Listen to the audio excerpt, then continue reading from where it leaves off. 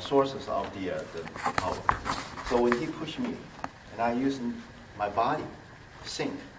When my body sink, you know there's action force going down into the ground because I'm going to lower my center of gravity. But in the meantime, there's a reaction force coming. So that's why I'm saying I have my force down, and they have a force coming from the ground.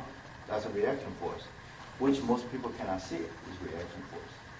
Then that energy is not disappear. When you push it, it's still there, okay? But plus action force, reaction force, then I'm doing this. That's all three into one, okay? So that's why we call the Tai Chi push hand as a fundamental training. It's very simple, but you got to remember, you got to use your body. You got to borrow. Not just borrow from your opponent, borrow from the ground, okay? You only give a little bit, we call interest. So principle is your enemies, okay? You give a little bit interest. So that little bit interest will keep killing you. And plus, whatever the force is coming towards me, I say 70 pounds, you push it, or more than that, maybe more than 70 pounds. If I give back 70 pounds, it's all back to him. And plus, a little bit from me, okay? So that force going pushed into me, I suck it in, I divert into the ground. I use the ground reaction force and come out. Why we do that? If you still remember physics, you want to do the work, you have a force multiplied by distance equals to work, right? So the distance is the length, the arm, whatever we call, has to be there. So if I just use them against each other, so there's no distance. It was a zero. We just, we call this is isometric. It's right there. It's isometric, isotonic. Isotonic is you start moving, right? Isometric is right there. We're against each other. But now, I wanted to have the force multiply the distance. So the distance is from here, travel to the ground, and ground up. So that's a large distance. So increase the force, increase the work, actually. And also, another thing, you got to have efficiency. Anytime you have time factors, we're talking about force, you have to talk about efficiency. How we can have the best efficiency? Because we push it, even though I borrow, but when I push it like this, I have a much less efficiency. Everybody think, now I have all the force into it. Actually, no, you don't have to do anything. I just push you. Okay. From here, and he's in this posture. If I push it, this is a very lousy efficiency, less than 50%. You know why? Correct efficiency, 100% efficiency is your dantian. Your pocket is talking. I heard something.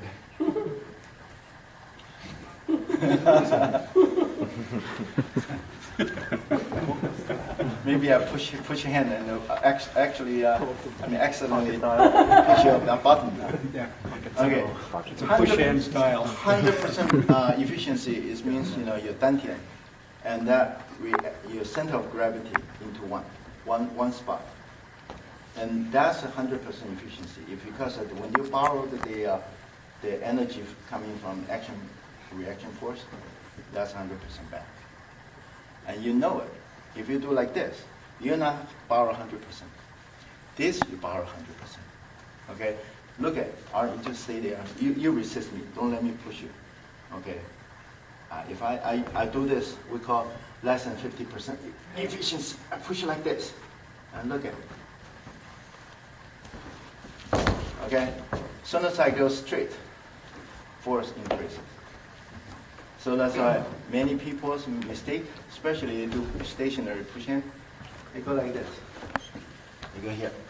They start to do this, each other. That's definitely wrong. You cannot do that. See, I don't have much support even. Because everything goes there. when I'm doing this in this posture, the gravity will eat up, eat up, eat up, eat up. Where's my center of gravity? Right there. Where's my dantian? Here. Away from dantian. So I use a younger kid. I use it even. Okay, we're just using here. I don't use it. Okay, right here, right? Look at it.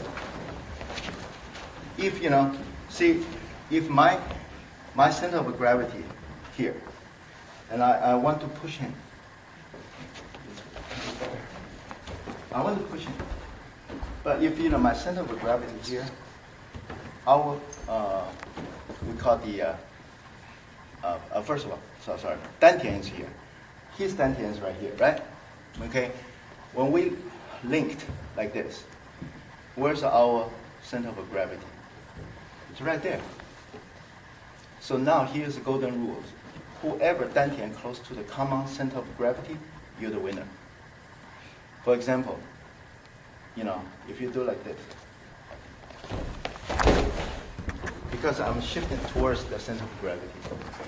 But people say, wait a minute, you're shifting towards, if this is a shift towards, because you think about it, the center of gravity shifted to that part. Actually, my dantian coming back is away from the center of gravity. So you want to be close to it, you should be this way, not this way. Understand what I'm talking about? Yes. The more you think you're going to exert more force, the more your energy losing it. Okay? Because you're against the gravity from the earth. Okay? That's the basic principle. So when you do the push in, okay? So when we do the push in, right here, you push me, this here. Where's my center of gravity? I mean, our center of gravity is right there. Most of the time, this is the linking part of it, okay? But we are pretty equal. But if he's more towards me, his dantian is there. I'm just simply do this. Easy for him to lose it, okay? That's the reason why it's so important. You see the people lean forward, it's not a good idea. That's why every time you do Tai Chi, why they ask you to do this? Then everything, you don't do this. This is a overkill this way, and overkill this way. No, yeah, everything. Right here. Still, right there, and push it. Tai Chi, mostly you take picture, snapshot. That's teach you, to give you the idea what the issuing power, the moment, what your body posture should be, okay? But here's one thing. We're talking about transition. We're not talking about just snapshots. How about transition? Are we going to be whole time? Everything is here.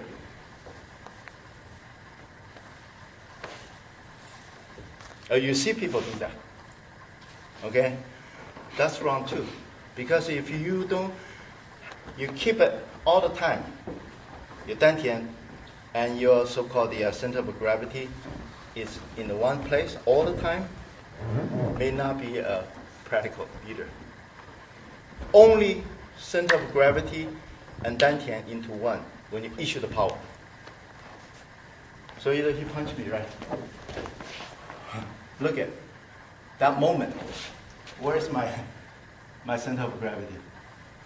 It's leaning towards here. Dantian is here. But I'm not into the final act, right? That's okay. That's what we do that all the time. Sometimes he comes here, right there.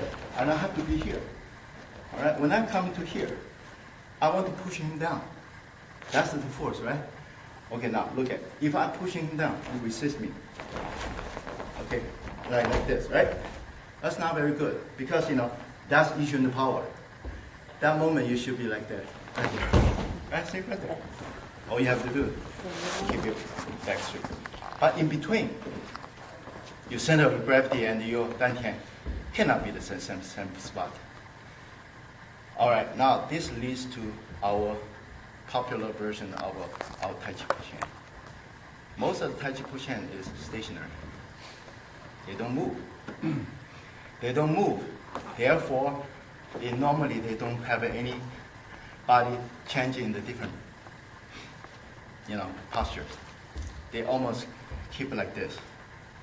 Yeah. Center of gravity and this one always there. When you link to somebody, make sure you're not too far from it. Even they push it, you still here. Okay? But of course you don't do this. You do this, that guy gonna be really into your part. Okay, so look at this is what I'm trying to say. If you push me right there, where's the center of gravity? People say, oh, the hand linked. Wrong. Center of gravity is right here. Closer to him, far from me, because he pushed me. Right there. You see what I'm saying? So there, don't give it that common center of gravity to your opponent. That's why when we push hand, you push me. It's right there. So at least I'm not going to fall. Right? Right there. But here's one thing. Stationary doesn't make sense a lot of time. For beginner training, I would say maybe first month training, okay, that's it. Don't go too long because that's not the practicalities, You push me, I'm here. I have to be in this posture without get pushed down. Lose my balance. Then I'm trying to do anything here and try to push it. So pretty soon, if you are on same level, you basically back and forth in that area, okay? But in reality, nobody do that. You push me, right there. Okay. That's what I borrow. But do I need to take a footwork? No. That's why today when we use this topic, Tai Chi pushing, we're not talking about stationary. If it's stationary, I can tell you 99% of the Tai Chi Seminar on the push hand, they are talking about stationary. Now maybe one step, they do this, you push me, okay, one step, okay. Yeah, well I understand they have a two-step ballroom dance, but there's a one-step Tai Chi dance, okay. And they in the push hand, most of the time they do Peng Li Ji An, right? This is Peng Li Ji An, right? Mostly they do that. And they become, this is their formula. This is the limit. They only do Peng Li Ji An. How many traditional moves we have in Tai Chi? A lot. How many are traditional? I think you can argue 85 or 108 or... Yeah, 108 people, I would like to use 108 because all mental brothers, Water Margin, the Kung Fu fantasy books, talking about that. No, actually it's 85. Okay. Even 85, that's a repeated too. Yeah. So you can condense down to maybe 60. It's not that many. But it's not only 4. Look at it. You have 60 techniques versus only 4. Peng Li Ji An. Peng Li Ji An, most of the time, give you the idea. And most of the time you can use it as a stationary. Okay. How you see that the car is, you're driving the car. Look at the 4 wheels. How the 4 wheels go like this, right?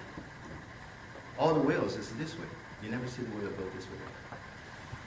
So therefore, when we push hand, you push me. Boom, cha, cha, boom, cha, cha. That's what they do. When they do the Da Yu, a lot of times I see people doing this, and you push me.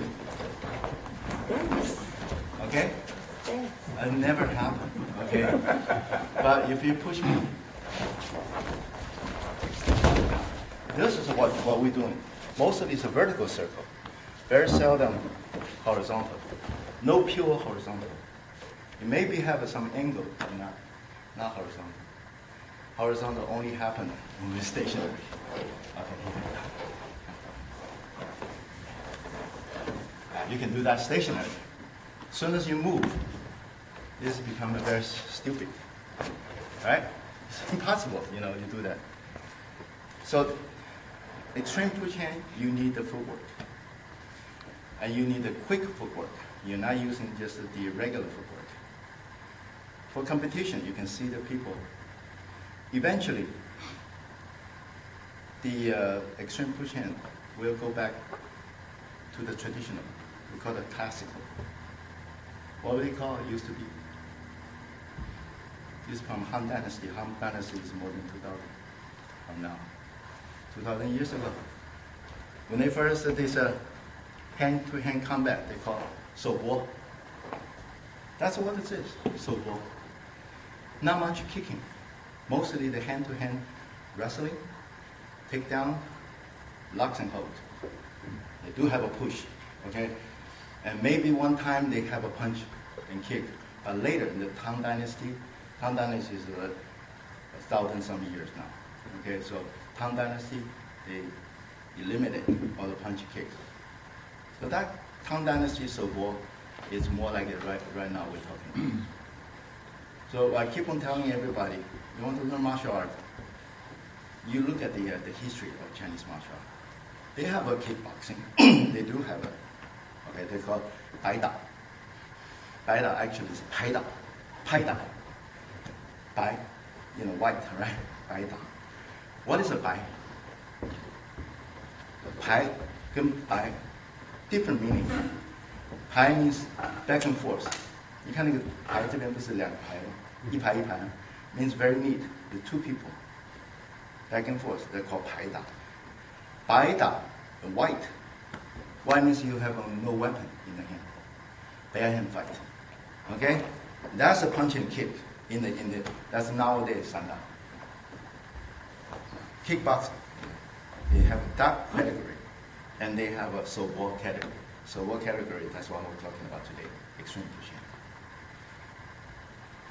Due to the limitation of our time, I want to just introduce you some basic concept of 手搏. Later you can try a little bit. We don't have much mass area, but you guys want to experience, that's fine. 手搏 is the Han Dynasty or Tang Dynasty, they don't have what's called the Roman Greco type of the Greco-Roman, Greco-Roman type of the wrestling. Naked, a lot of time, or the bare chest. So therefore, you don't have anything to grab on. It's not judo, it's not aikido, it's not jiu-jitsu, and it's not the Chinese wrestling, or Mongolian wrestling. It's nothing for you to grab on.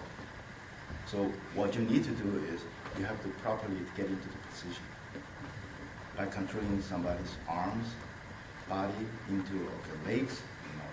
That's the traditional 手搏 look like. They gather legs too. Some of the wrestling, Western wrestling, you can get like tipping somebody like that, right? You can grab just the upper body, right? Yeah. But traditionally in Chinese 手搏, you can grab the legs, any part of the body, but you're not allowed to punch or kick. Okay. So we go back to the tradition. Now, what is the significance of the 手搏? Earlier I mentioned, most important is the footwork. The other day I was in the class, in the Tai Chi class, I'm starting to introduce the 手搏, the extreme pushing. Now we're using the words extreme pushing. Should just remember the classic term is 手搏. I told the student, when we grab each other,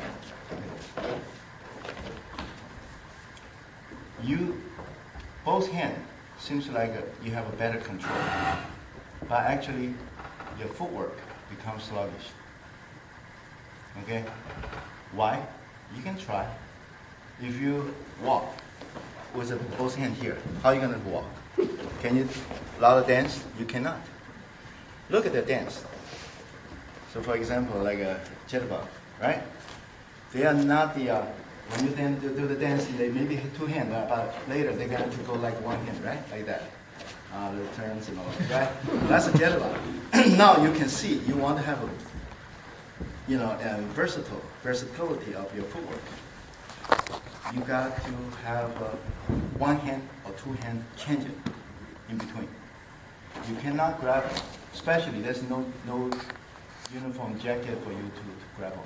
You cannot. If it's a bare chest, you can only grab each other by the arms right there. That's all you can do, or the waistlines and all that, right? So you can limit it. In the Chinese wrestling, they still have the old habit.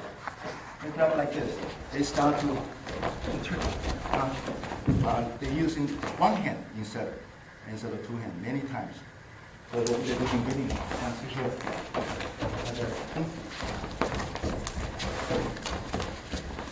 Now, see, that's how they do it. Instead of just all the time like this. Okay? Now people say, oh, this is a better, for sport. No, not necessarily. It becomes very boring, I can tell you, after a while. You ever seen you ever been to Olympic? To watch those, or you go on TV, watch the judo? Olympic? Actually pretty boring. Chinese wrestling, same thing. Beginners. We call bullfight. Just go like this. And I try to get, everybody's, against each other. It depends on your endurance. Your muscle strength after a while. There's really not much you can see. 1982, I went to see the Olympic, Los Angeles, remember that time? You guys know. That's before your times, right? 82. I want to go see the boxing. Sugar Ray. I cannot get a ticket. That was very hot at that time. So finally I get into the middleweight Olympic, the judo. Where is it? I think it's in there. I think it's in Cal State LA, over there, in the gym. Yeah.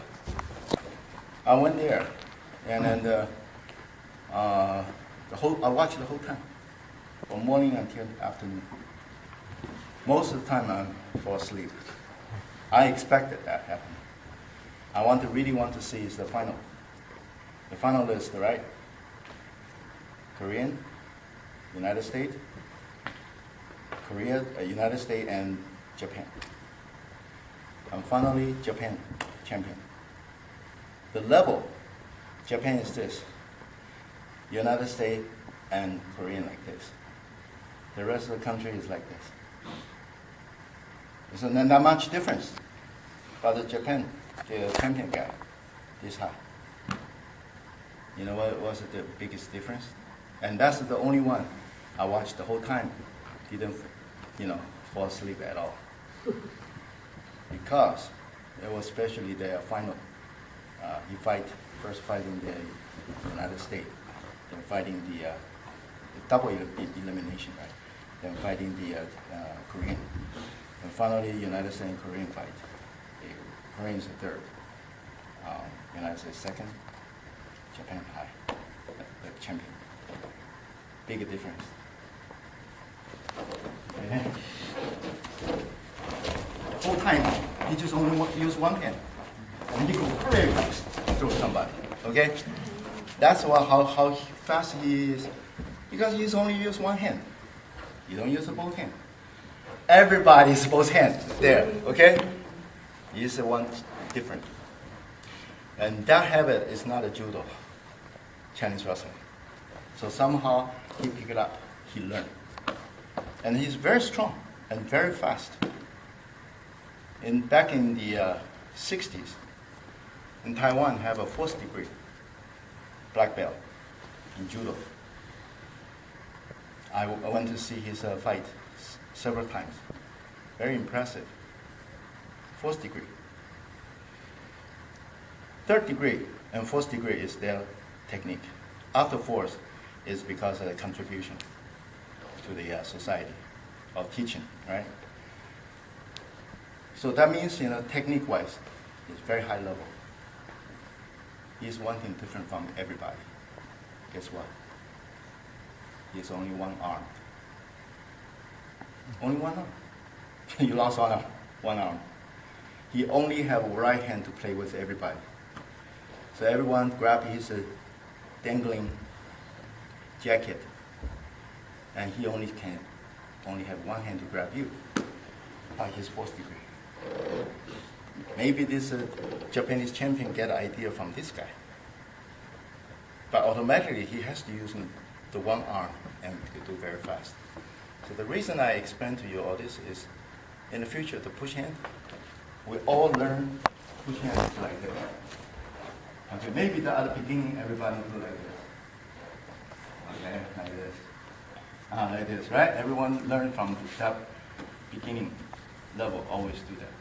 But later they always put both hands. This is all fine for training. But when you start have a footwork, okay, start have a footwork. My suggestion, don't try to use both hands. Grab on. Okay? It's not saying you never use it. You do. When you get the nudging, controlling moment, you use both hands. 听进画进, don't use both hands. So people want to push you, you can always get out. Now, see, easy for me to get out here. And once I get in, I use both hands. You see what I'm saying? That's the way it's supposed to be. You want to do a good job in the push hand. All right, so now, there's another topic. How many of you I'm pretty sure Ari already introduced you to your class, right? China. China. We all know China, right? The name. But do you know China is really not limited to locks and codes? Everybody thinks it's a joint locks. This is China. How the Chinese write the China? Dr. Ye can tell you. Qin, how you say it? Using a hand, right? What's the other side? Something called fly. Bird, right? Bird. Yeah. The hen and the bird. Na is what? How you write the na? Now again is mei on the top, right? No, 合手. 合手. Yeah. 合 on the top. So Hen on the bottom, right? So what that really mean? Means that you how to grab the chicken. How to catch a chicken.